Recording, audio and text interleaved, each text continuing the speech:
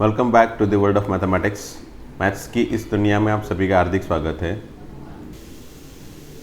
Today also we are going to continue with the exercise 5.7 and question number 15 पे पहुंचे थे हम लोग। Okay, 15, 16 and 17। So let us see how we can solve it. Question number 15 is again similar to the example, one of the example that is given in before this exercise 5.7. Similar है, almost similar है, बस e raise to M X E raise to N X का ही format है ना। तो और कुछ नहीं, बस डायरेक्टली डिफ्रेंशिएट कर लो।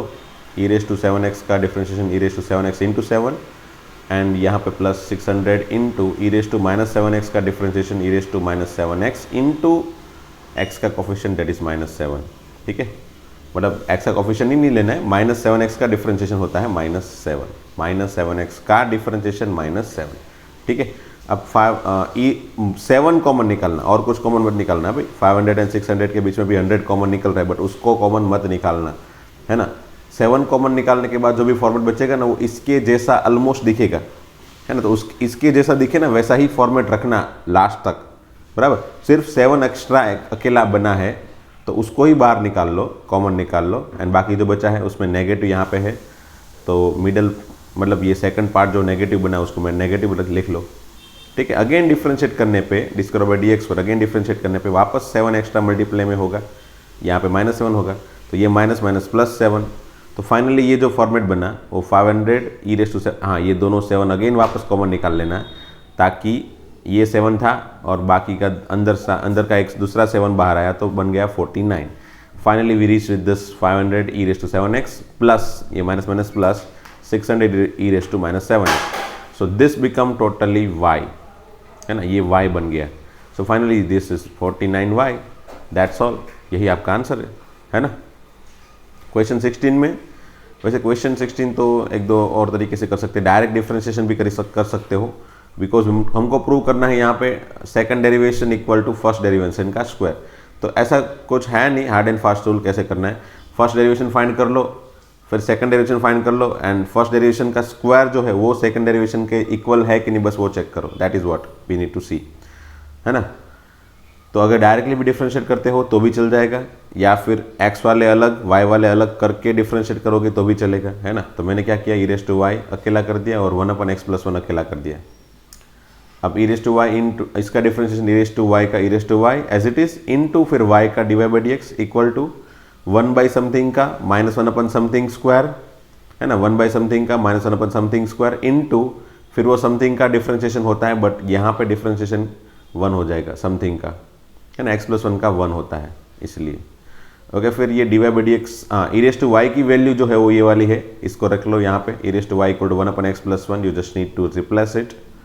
ओके, सो अगेन x+1 एक कैंसिल हो गया, बचा क्या, divide by dx equal to -1/x+1 ये बचा। इसको रिजल्ट 2 दे दिया, बराबर। यहाँ पे रिजल्ट 1 लिखा है बिकॉज हमने यहाँ पे यूज़ किया है, इसको रिजल्ट 2 दे दिया। अब ये रिजल्ट 2 को भी यूज़ करेंगे, क्यों, क्योंकि डिवाइड बाई dx का स्क्वायर लास्ट में फाइंड करेंगे, वहाँ पे फिर इसका स्क्वायर करके रखना पड़ेगा। ठीक है, अब इसका सेकंड डेरिवेशन करते हैं, तो 1/समथिंग का ये माइनस एज इट इज़, बराबर, बाहर का माइनस एज इट इज़ 1/समथिंग का डेरिवेशन -1/समथिंग स्क्वायर, है ना, एंड फिर समथिंग का डिफरेंशिएशन तो 1 हो गया। सो ये -1/समथिंग का स्क्वायर है, ये माइनस माइनस हो गया प्लस, तो बन गया finally 1/x+1 whole square. Okay, and 1/x+1 whole square equal to हम लिख सकते हैं divide by dx whole square, because divide by dx की वैल्यू ये है, उसका स्क्वायर करने पे दोनों side divide by dx whole square करने पे ये -1/x+1 का स्क्वायर माइनस तो निकल गया, स्क्वायर होके प्लस हो गया, एंड 1/x+1 का square 1/x+1 whole square. So 1/x+1 whole square की जगह में इसको लिख सकता हूँ, है ना। So that is why I can write this one and this is your answer. Finally ये आपका आंसर हो गया, खत्म, है ना। फिर 17th नंबर का क्वेश्चन देखो, y equal to tan inverse x whole square ऐसा दिया है, हमको ये प्रूव करना है। ये तो अगेन इजी है, हमने ऑलरेडी डिस्कस कर ली थी, बातें कर ली थी इसके बारे में कि नीचे डिनोमिनेटर में कुछ भी आए तो इसको क्रॉस में भेजो एंड देन कुछ सिंप्लीफाई करो। अगर सिंप्लीफिकेशन की ज़रूरत है, अंडर रूट वगैरह है तो फिर स्क्वायर करके सिंप्लीफाई कर लो, एंड देन अगेन डिफ्रेंशिएट कर लो y2 के फॉर्म में। और अगेन अंडर रूट जैसी कोई चीज़ें नहीं है तो फिर डायरेक्ट डिफ्रेंशिएशन कर लो। वैसे यहाँ पे नहीं है, देखो पहले डिफ्रेंशिएशन y1 बराबर y का y1 है ना, y1 y2 मतलब सिंबल क्या है, y1 मतलब first derivation dy by dx, y2 मतलब d square y by dx को, that is second derivation. Okay, so y1 equal to power आगे पावर में एक कम बराबर, पावर आगे पावर में कम, ये पावर का किया, फिर tan इनवर्स x का 1/1 प्लस एक्स स्क्वायर। ओके, अब मैंने क्या बताया था, इस तरह की कोई चीज़ें प्रूव करनी हो जब भी, तो नीचे कुछ भी क्रिएट हो, फर्स्ट डेरिवेशन में नीचे जो भी क्रिएट हो उसको यहाँ पे पहले भेज दो। तो भेज दिया, चलो 1 plus x square into y1 equal to 2 tan inverse x। ठीक है, अब यहाँ पे कोई अंडर रूट जैसी चीज़ें तो है नहीं ना, नहीं है, तो आगे सिंप्लीफिकेशन की ज़रूरत नहीं है, स्क्वायर करने की ज़रूरत नहीं है, डायरेक्टली इसको डिफ्रेंशिएट करो again with respect to x। तो मल्टीप्लीकेशन का रूल, पहले x स्क्वायर प्लस 1 को एज इट इज़ रखा, y1 का y2 बराबर, y1 मतलब dy बाई dx का differentiation d square by dx square, y1 का y2 डिफ्रेंशिएशन, प्लस अब y1 एज इट इज़ रखा और इसका डिफ्रेंशिएशन 2x है ना, x स्क्वायर का 2x, 1 का 0 तो 2x plus 0 that is 2x equal to इस तरफ tan इनवर्स x का 1/1 प्लस एक्स स्क्वायर, खत्म। अब ये 1 प्लस एक्स स्क्वायर को अगेन इस तरफ रिप्लेस, इस तरफ क्रॉस में भेजोगे, then you can see 1 plus x square का स्क्वायर हो जाएगा into y2 plus 2x into ये 1 plus x square into y1 equal to 2। बस यही प्रूव करना था, that is what your answer, खत्म, है ना। इजी है क्वेश्चन, ये सभी क्वेश्चन वैसे इजी होते हैं, बस आपको एक बार मेथड याद रखनी है, तरीके याद रखने हैं कि भाई किस तरह से सोचा जाए, है ना, क्वेश्चन को सॉल्व करने में क्या सोच यूज की जाए। ठीक है, ओके, नेक्स्ट टॉपिक है मीन वैल्यू थियरम। वैसे तो ये लास्ट टॉपिक है ये चैप्टर का, बराबर, इसके बाद तो फिर ये final miscellaneous exercise and example ही है। ओके, एंड दूसरी एक बात और है इसमें कि ये जो थियरम है ना, मीन वैल्यू थियरम, अभी तो वैसे गुजरात बोर्ड में तो कोई ऐसी इन्फॉर्मेशन आई नहीं है कि भाई ये टॉपिक निकलेगा या नहीं निकलेगा, बट हाँ सीबीएसई वालों ने ये टॉपिक निकाल दिया है, ये पर्टिकुलर 2020-21 के लिए, मतलब 2021 में जो एग्ज़ाम है बिकॉज ऑफ दिस पेंडेमिक कोविड-19, उन लोग ने ये टॉपिक निकाल दिया है ना, because of this vacation and all, school चालू नहीं है और जो वेकेशन है उसकी वो परिस्थिति को ध्यान में रखते हुए उन लोग ने ये टॉपिक, मतलब बहुत सारे टॉपिक निकाले हैं, उसमें से ये पर्टिकुलर चैप्टर में मीन वैल्यू थियरम टॉपिक निकाल दिया है। सीबीएसई के बोर्ड में निकाला है, गुजरात बोर्ड में अभी तक कोई डिसीजन नहीं है। सो हम गुजरात बोर्ड के लिए तो ये टॉपिक कम्प्लीटली करेंगे ही, अभी तो ऐसी कोई है नहीं इन्फॉर्मेशन, इसलिए बराबर। एंड सीबीएसई बोर्ड वाले को भी ये सजेशन है कि आप भी इसको एक बार देख लेना, है ना, ऐसा नहीं कि बस निकाल दिया है तो आप देखो ही मत, है ना, एक बार देख लो, इजी है, इतना टफ नहीं है, 2 थियरम है और वो भी मैं समझाऊंगा, इतना टफ नहीं है, इजी ही है सब थियरम। ठीक है, और उसके बेस से 4-5 क्वेश्चन है और कुछ ज़्यादा है नहीं। सो लेट अस सी मीन वैल्यू थियरम में एक्चुअल में होता क्या है। वैसे 2 तरह के थियरम है, इसमें 2 थियरम पढ़ेंगे हम, Rolle's theorem and Lagrange's mean value theorem. ठीक है, LMVT, ये Lagrange's mean value theorem actual में इसको बोला जाता है, इसमें उन लोग ने मीन वैल्यू थियरम ही नाम दिया है, but you can say that LMVT, क्या बोलते हैं इसको, LMVT, Lagrange's mean value theorem. Lagrange's mean value theorem मतलब LMVT, है ना, MVT तो दिख रहा है mean value theorem, but Lagrange's है इसलिए LMVT थियरम भी बोला जाता है इसको, है ना। तो 2 तरह के थियरम है, पहले तो रोल्स थियरम, रोल नाम के मैथमेटिशियन ने ये थियरम दिया था, फिर लैग्रेंजियस ने उस थियरम में छोटे मोटे चेंजेस करके ये थियरम दिया है, बराबर। अब रोल ने क्या पूछा, रोल ने क्या बोला कि अगर कोई फंक्शन कंटिन्यूस है, ठीक है, अगर कोई फंक्शन कंटिन्यूस है, अगर कोई फंक्शन ऐसे कंटिन्यूस है, बराबर, ऐसे कंटिन्यूस चल रहा है, कंटिन्यूस होना ज़रूरी है, एंड मतलब कोई पर्टिकुलर इंटरवल में ए से बी के बीच में, चलो ये ए है ये बी है, ठीक है, ए से बी के बीच में कोई पर्टिकुलर फंक्शन कंटिन्यूस है एंड डिफरेंशिएबल भी है, कंटिन्यूस भी है, पूरे के पूरे ए से बी के तक, उसमें ए लेना है बी भी लेना है, एंड डिफरेंशिएबल मतलब ए एंड डिफरेंशिएबल है एंड वो ए एंड बी पे हो, ऐसा जरूरी नहीं है ना, ए पे डिफरेंशिएबल ना हो तो भी चलेगा, बी पे भी ना हो तो भी चलेगा, बट बीच में सभी जगह पे होना चाहिए, है ना, बीच में सभी जगह पे डिफरेंशिएबल होना चाहिए। तो अगर ए से बी के बीच में कंटिन्यूस है एंड डिफरेंशिएबल है, तो एंड कोई पर्टिकुलर ए एंड बी ऐसे पॉइंट है जिसके लिए f of a equal to F of b hold हो रहा है, तो ही ये रोल्स थ्योरम होल्ड करेगा, है ना। F of a equal to F of b मतलब क्या हुआ कि ए के पास जो आंसर है वही आंसर बी के पास होना चाहिए। ये अलग अलग आंसर देखो, तो ये इसमें नहीं होगा, यहाँ पे नहीं होगा। बट अगेन आप देख सकते हो ये हमारी फिगर में, ये जो है हमारी फिगर में ये जो कर्व है ये कंटिन्यूस है और डिफरेंशिएबल भी है, कहीं पे भी ऐसा है नहीं।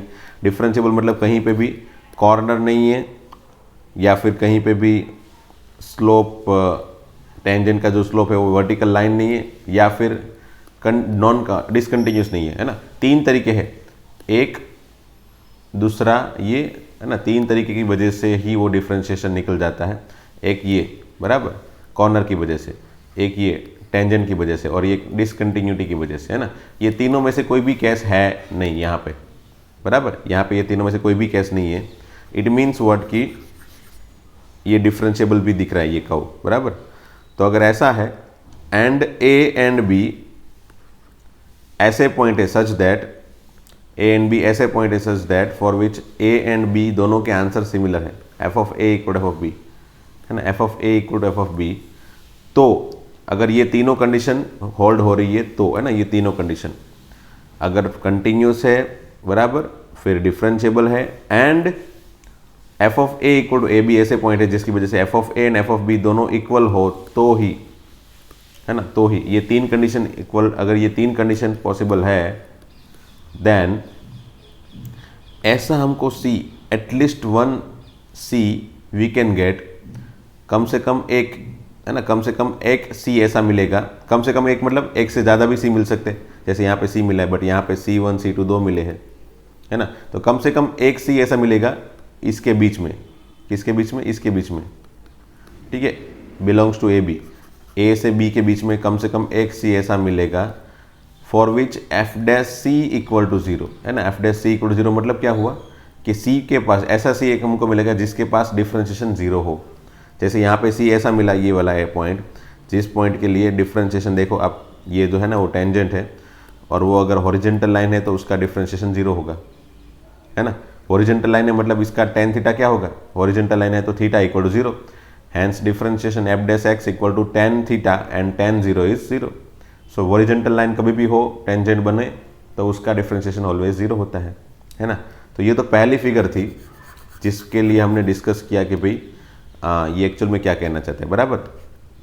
वही सिमिलर हमने दूसरी फिगर में देखा, देखो पहले ये कंटिन्यूस है, हाँ कंटिन्यूस है, बराबर। ये पॉइंट ऐसा है जिसमें नॉन डिफरेंशिएबल हो, नहीं ये पॉइंट पे भी एक्चुअल में ग्राफ कुछ ऐसे बनेगा।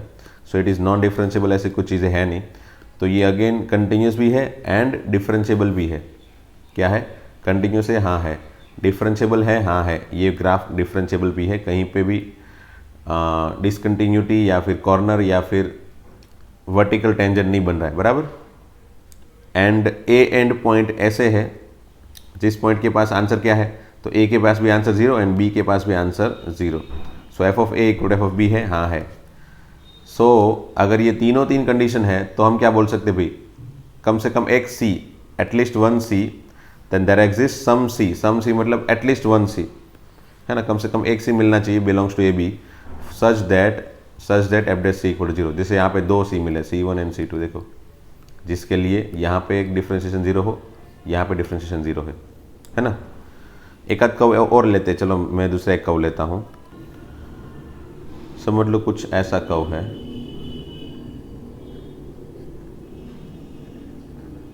बराबर।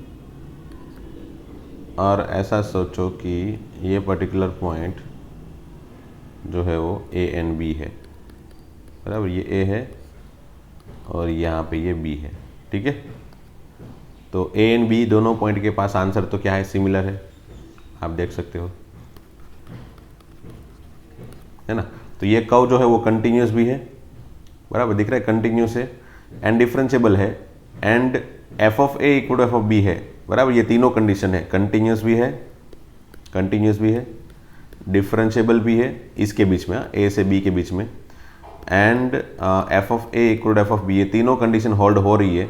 तो हम क्या लिख सकते हैं भाई, यहाँ पे क्या बोल सकते हैं तो हमारे पास कम से कम सी एक सी ऐसा मिले, बट यहाँ पे कितने सी मिलेंगे, देखो एक यहाँ पे मिलेगा बराबर, ये भी एक सी होगा, फिर एक यहाँ पे मिलेगा जहाँ पे डिफ्रेंशिएशन 0 होगा, C2 C1, फिर यहाँ पे बराबर, फिर यहाँ पे, फिर यहाँ पे हमको 4 सी मिल रहे देखो, है ना, C3 C4 C5, so we have got 5 c, 5 c अलग अलग मिले, फॉर विच एफ डैश सी क्या होता है, 0 होता है। बस यही है, ये है फर्स्ट थियरम। ओके ओके, अब एलएमवीटी क्या है। अब लाग्रेंज ने क्या बोला, लाग्रेंज ने बोला कि भाई आपने जो बताया ना अच्छी बात है, रोल को ऐसा बोला कि भाई आपने जो बताया वो अच्छी बात है, आपने बताया कि भाई कंटिन्यूस होना चाहिए, डिफरेंशिएबल होना चाहिए, एंड साथ में ये कंडीशन भी ले ली भाई, आपने इतनी बड़ी कंडीशन ले ली। अब ये कंडीशन तो हर बार हो ऐसा ज़रूरी तो है नहीं, मुझे तो सिलेक्ट कर करके फिर ए एंड बी रखना पड़ेगा ना, कि भाई यहाँ पे ए ऐसा इसको रखो और बी इसको रखो, तो नहीं चलेगा ना। तो मुझे कंप्लीटली सिलेक्ट करना पड़ेगा भाई ए एंड बी कौन सा लूँ ताकि f of a equal f of b हो, है ना। ऐसा नहीं चलना चाहिए भाई, ऐसा नहीं होना चाहिए। कभी कभी ऐसा भी, कभी बहुत बार ऐसा होता है कि भाई ए एंड बी अगर दोनों पॉइंट ऐसे हैं जिसके लिए अगर सिमिलर आंसर नहीं है तो उसने क्या बोला कि सिर्फ मुझे 2 कंडीशन ही दे दो, है ना। मुझे कौन सी 2 कंडीशन दे दो, कि फंक्शन कंटिन्यूस होना चाहिए एंड डिफरेंशिएबल होना चाहिए। अगर ये 2 कंडीशन होल्ड हो रही है, अगर ये 2 कंडीशन ही होल्ड हो रही है, तीसरी कंडीशन की जरूरत है ही नहीं, सिर्फ 2 कंडीशन है, तो मेरे पास एटलीस्ट एक सी ऐसा होगा ए एंड बी के बीच में, for which F dash C equal to F of B minus F of A divided by B minus A. ये हो गया लाग्रेंज थ्योरम। वंस अगेन यहाँ पे मत देखो थोड़ी देर के लिए, यहाँ पे देखो, अगर function f of a to b tends to R अगर कंटिन्यूस है एंड डिफरेंशिएबल है, तो मेरे पास एटलीस्ट 1 सी ऐसा मिलेगा जिसके लिए डिफरेंशिएशन की वैल्यू ये दोनों पॉइंट के पास, है ना, ये दोनों पॉइंट के पास फंक्शन का सब्ट्रैक्शन डिवाइड बाई दोनों पॉइंट का सब्ट्रैक्शन, है ना, F of B minus F of A divide by B minus ए, है ना। अब ये कैसे बना देखो, ये लास्ट वाला फॉर्मूला कैसे बना वो देखते हैं। ओके समझ लो, चलो इस फिगर में नहीं, हम अलग फिगर बनाते हैं। समझ लो कोई कर्व ऐसा कुछ है बराबर, कर्व कुछ ऐसा है और ऐसा सोचो कि यही ए पॉइंट है और ये बी पॉइंट है बराबर, ठीक है। तो ये ए पॉइंट एंड बी पॉइंट है हमारे पास, तो यहाँ पे देखो ए पॉइंट एंड बी पॉइंट के पास तो अलग अलग आंसर है। तो एफ ऑफ ए यहाँ पे है, ये एफ ऑफ ए है और ये एफ ऑफ बी है, ठीक है। And you can see that ये दोनों इक्वल नहीं है, तो भी मैं लाग्रेंज थ्योरम तो अप्लाई कर सकता हूँ, है ना। तो अब मैं यहाँ पे क्या बोल सकता हूँ कि f of a and f of b दोनों पॉइंट है मेरे पास, हाँ है, एंड बी माइनस ए दोनों है। चलो अब मैं ये दोनों को जोड़ दूँ, समझ लो बराबर, ये दोनों को जोड़ दूँ, ठीक है, ये दोनों को मैंने जोड़ दिया। Now what I can see, ये दोनों पॉइंट को जोड़ के मुझे जो लाइन मिली ना, उसका स्लोप क्या होगा, इसका स्लोप। अब इसका स्लोप फाइंड करने के लिए मैं क्या करता हूँ भाई, हमेशा ही ये करता हूँ ना, this one divided by this one, है ना। तो ये कितना होगा भाई, F of B minus F of A, है ना, और ये क्या होगा भाई, बी माइनस ए, है ना। तो इसका स्लोप, ये दोनों पॉइंट के पास स्लोप क्या होगा भाई, फाइनली वाई का सब्ट्रैक्शन डिवाइडेड बाई एक्स का सब्ट्रैक्शन, ठीक है। ये किसका स्लोप है भाई, ये जो है ना वो स्लोप ए बी लाइन का है, किसका है, ए बी लाइन का, ठीक है, लाइन ए बी का स्लोप है। ये तो पता चल गया भाई ए बी लाइन का स्लोप, है ना, दोनों पॉइंट में ए बी लाइन का स्लोप पता चल गया, दोनों के वाई का सब्ट्रैक्शन, समझ लो ये पॉइंट है b, then answer is f of b, और ये पॉइंट है ए, तो उसका आंसर एफ ऑफ ए है। तो आप ऐसे भी सोच सकते हो, y1 minus y two divide by x1 minus h2, ठीक है। तो ऐसे भी सोच के ये स्लोप बना सकते हो, या फिर आपको 9th 10th में या 8th में भी तरीका दिखा दिया होगा, ये this line divided by this line, ये हो जाता है स्लोप हमेशा ही, है ना। अब यही स्लोप आपको और कहाँ पे मिल रहा है भाई, और कौन सी जगह पे यही स्लोप मिल रहा है, देखो तो इसके जैसा सेम स्लोप यहाँ पे कहीं पे मिल रहा है मुझे। अगर यहाँ पे मैं स्लोप टेंजेंट बनाऊंगा ये पॉइंट पे, तो आप देख सकते हो उस टेंजेंट का स्लोप भी वही है, और यहाँ पे भी कोई पे देखो आप उसी पॉइंट, ये पॉइंट के पास भी सिमिलर स्लोप है ना। यू कैन सी ये तीनों लाइन पैरेलल है, मतलब ये पॉइंट जो मिला ना, ये पॉइंट इसको बोलेंगे हम C1 और ये पॉइंट को बोलेंगे हम C2। वैसे एग्जाम में ये सभी हम एग्जैक्टली फाइंड करने की कोशिश नहीं करेंगे कि एग्जैक्ट कहाँ पे C1 है कहाँ पे C2 है, graphically will do it theoretically, है ना। हम डायरेक्टली लिख के ही बता देंगे, सब थियरी से ही हम सबको सब रिजल्ट मिल जाएंगे हमको C1 C2 के। ये तो सिर्फ समझने के लिए है कि C1 C2 हमको कम से कम एक तो मिल ही जाएगा। यहाँ पे जैसे दो मिल गए, देखो जिसके पास स्लोप की वैल्यू हमेशा ही AB पॉइंट के पास जो स्लोप है ना, AB लाइन का जो स्लोप है ना, उसके जितनी ही होगी, है ना, उसके जितनी ही होगी। तो ये जो C1 पॉइंट के पास स्लोप क्या हो गया, F'(C1) और ये C2 पॉइंट के पास स्लोप क्या हो गया, F'(C2), है ना, F'(C2), ठीक है। और F'(C1) एंड F'(C2) की वैल्यू क्या है, बस यही है, इतनी ही है ना, इतनी। So this is equal to F'(C1) और फिर F'(C2), है ना। इसलिए बोल सकते हैं भी कि कम से कम C एक ऐसा मिलेगा जिसके लिए डिफरेंशिएशन की value f(b) - f(a) divided by b - a होगी। बस ये भाई लाग्रेंज ने ऐसा प्रूव करके दे दिया, है ना। अब देखो लाग्रेंज ने जब प्रूव किया तब यहाँ पे फिगर उसने कौन सी बताई, ये छोटी सी सिंपल सी फिगर बताई ऐसी। ये A पॉइंट ले लिया, ये B पॉइंट ले लिया, AB पॉइंट के पास स्लोप ये है, AB पॉइंट के पास स्लोप है ना ये, हाँ, वैसा ही सिमिलर पैरेलल स्लोप यहाँ पे है ये वाले C पॉइंट के लिए। तो उसने बोला कि ये C पॉइंट है जिसके लिए स्लोप की वैल्यू इस लाइन के स्लोप की वैल्यू जितनी ही होगी, इसलिए F'(C) इक्वल टू इसका स्लोप, ठीक है ना, इसका स्लोप बस वही है, f(b) - f(a) divided by b - a। So that is what the formula that we can prove here for this LMVT also, है ना। क्या होना चाहिए, फर्स्ट कंटिन्यूस एंड डिफरेंशिएबल अगर है तो कम से कम एक ऐसा C मिलेगा जिसके लिए डिफरेंशिएशन F'(C) ये हो जाएगा, है ना। That is what LMVT theorem. Rolle theorem के लिए तीन कंडीशन, कंटिन्यूस होना चाहिए, डिफरेंशिएबल होना चाहिए AB के अंदर, एंड A एंड B के पॉइंट के पास इक्वल वैल्यू है, तो कम से कम C एक ऐसा मिलेगा जिसके लिए डिफरेंशिएशन की वैल्यू हमेशा ही 0 होगी, है ना। बस तो ये दो कंडीशन थी, दो थ्योरम थी, है ना। अब इसको कैसे उन लोग ने क्वेश्चन बनाए हैं वो देखते हैं, चलो एग्जाम्पल 42 देखते हैं। चलो हमको करना है, इसमें वेरीफाई करना है Rolle's theorem for the function this one f(x) = x² + 2। तो f(x) = x² + 2, ओके, ये फंक्शन जो है उसके लिए रोल्स थ्योरम वेरीफाई करना है, मतलब रोल्स थ्योरम लग जाता है कि नहीं लग जाता है, बस वो चेक करना है, ठीक है। तो पहली कंडीशन क्या है भाई कि ये कंटिन्यूस होना चाहिए, डिफरेंशिएबल होना चाहिए। तो ये तो हमको याद है, इसलिए तो मैंने ये चैप्टर के स्टार्टिंग में ही सब छोटे मोटे थ्योरम दिखा दिए थे कि भाई ये पॉलिनोमियल फंक्शन है, देखो यहाँ पे जो दिया है वो पॉलिनोमियल फंक्शन है। तो इसके लिए डायरेक्ट लिख सकते हैं कि भाई polynomial function is always continuous for x belongs to R। तो डेफिनेटली यहाँ पे -2 से 2 के बीच में तो डेफिनेटली ये -2 से 2 के बीच में तो डेफिनेटली ये कंटिन्यूस ही होगा, है ना। So here f(x) is polynomial function, ठीक है, and it is always continuous.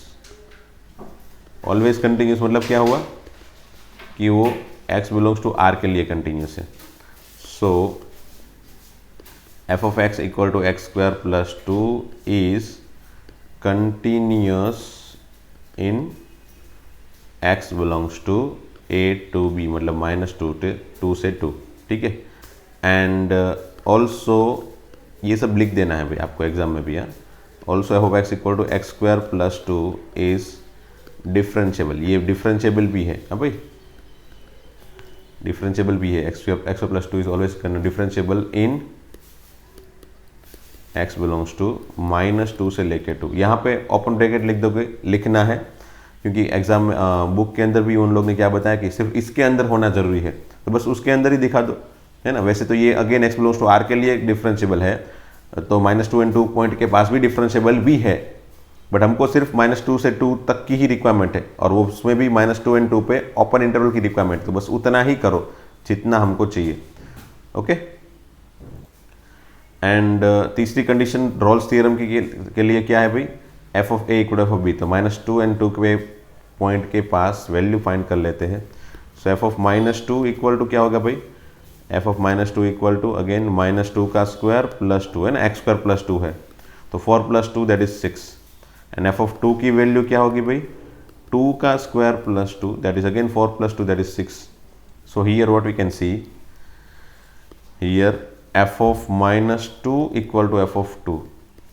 तो एज यू कैन सी तीनों की तीनों कंडीशन सेटिस्फाई हो रही है। So what we can say, हमको कम से कम एक पॉइंट तो मिलना चाहिए, है ना।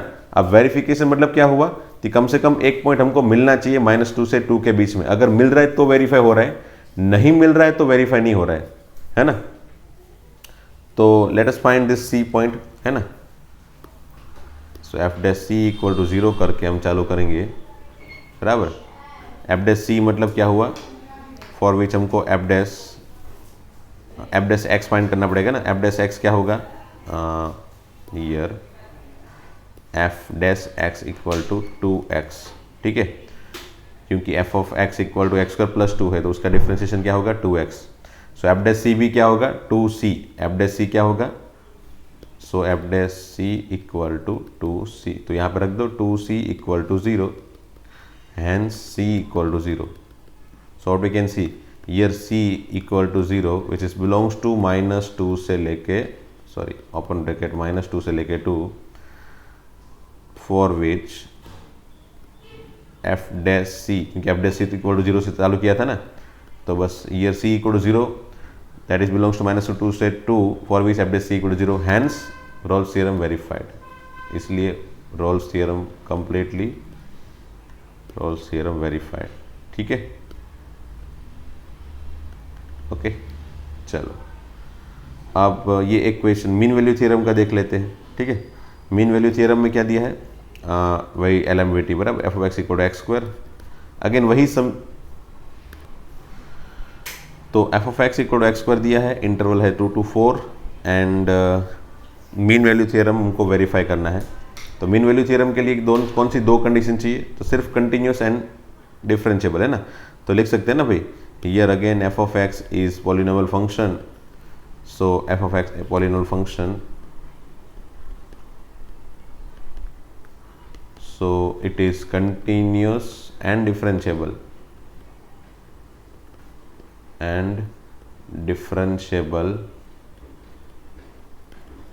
in R. So f of x equal to x square is continuous in 2 to 4 and differentiable in 2 to 4। बस ये दो कंडीशन चाहिए थी, लिख दी मैंने। अब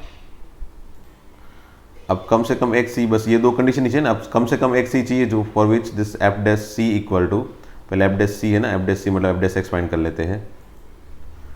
तो ये f of x equal to x square है, so F dash x equal to 2x होगा, है ना। अब फाइंड करते हैं f dash c for which f of B minus F of A divide by B minus ए, है ना। इससे हमको सी की वैल्यू मिलेगी, एफ डैश सी मिल जाएगा 2c, 2c बन जाएगा ना F dash c. F of b हो जाएगा एक्स स्क्वायर मतलब b square minus, sorry b square नहीं, एफ ऑफ बी, अब बी एंड ए की वैल्यू क्या होगी भाई 4 and 2 है ना, F of 4 minus F of 2 लिख देते हैं, F of 4 minus F of 2 divided by 4 minus 2। अब एफ ऑफ 4 की वैल्यू क्या होगी, तो f of x equal to x square है, तो f of 4 equal to 4 square minus 2 square divided by 4 minus 2 that is 2 equal to 2c. So finally c equal to 4 square that is 16 minus 4 which is 12, 12 by 2 6, 6 by 2 3, तो ये 3 मिल गया भाई। So here what we can see, 3 कहाँ पे है, इसके बीच में है, हाँ है, तो बस हम लिख सकते हैं ना, here c equal to 3 which is belongs to 2 से लेके 4 for which f dash c equal to f of 4 minus f of 2 divided by 4 minus 2, hence LMVT या फिर mean value theorem verified. Okay ठीक है, चलो फिर एक्सरसाइज 5.8, चलो तो फिर इसको नेक्स्ट लेक्चर में ही रखते हैं, है ना। अगर हो सके तो आपको ये फर्स्ट क्वेश्चन सॉल्व करना है, बराबर।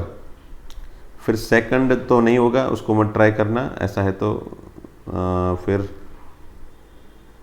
Differentiable of Decis does not vanish anywhere and prove that this, ये भी मत करना अभी फिलहाल। मत करना मतलब करना तो है बट आप मत करना, है ना। आपको करना है फर्स्ट, फिर थर्ड, सॉरी थर्ड नहीं, फोर्थ, देन फिफ्थ, हाँ बस इतने करने हैं। ये सेकंड का पार्ट है, सिक्स वाला जो है ना, वो सेकंड का, बराबर, तो उसको भी नहीं करना है। तो फर्स्ट फोर्थ एंड फाइव, ये तीनों तो एनी हाउ हो जाएगा, है ना। तीनों में आप देख सकते हो ये भी क्वाड्रेटिक है, ये पॉलिनोमियल इक्वेशन ही है, सभी पॉलिनोमियल फंक्शन ही है, तो कंटिन्यूस एंड डिफरेंशिएबल तो है, वो आपको पता है ना। तो आप तुरंत कर सकते हो, इसमें कोई दिक्कत होगी नहीं, है ना। ठीक है, चलो मिलते हैं दोस्तों नेक्स्ट लेक्चर में। Thank you very much.